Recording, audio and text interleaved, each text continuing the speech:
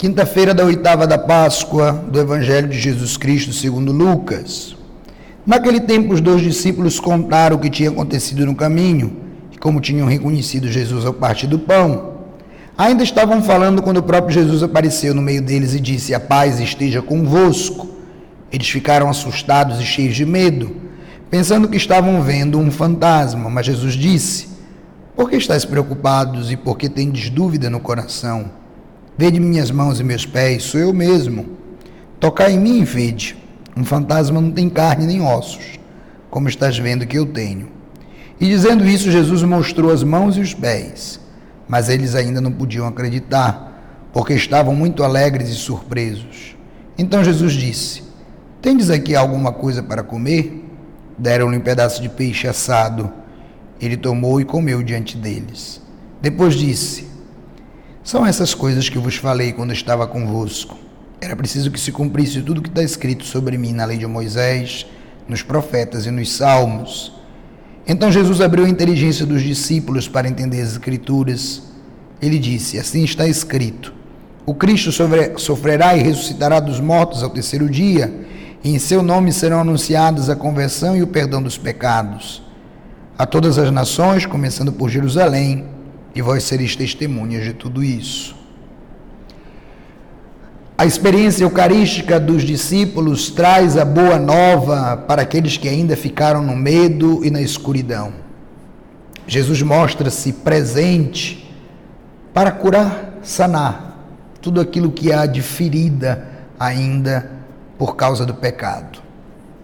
Lembremos que a morte, ela é consequência do pecado. Nós aprendemos em todas as liturgias pascais: mortos em Cristo pelo batismo, ressurgimos com Ele para a vida nova. A conversão dos pecados, a remissão, a graça dada através dos sacramentos são para todas as nações. Nós vamos escutar nas conclusões dos evangelhos o envio dos discípulos: ir por todas as nações e pregar o evangelho a toda criatura. A grande verdade celebrada no meio a tanta confusão, no meio a tanta descrença, no meio a tanta dor. Agora Cristo aparece, mostra-se a cada um deles. Aquilo que eles veem torna-se então um absurdo, mesmo mostrando as feridas, ou seja, aquele que foi crucificado é de fato o que está ressuscitado. A surpresa enche o coração, mas gera incredulidade, até Jesus comer diante deles. Um morto, alguém que não existe mais nesse mundo, não pode mais comer.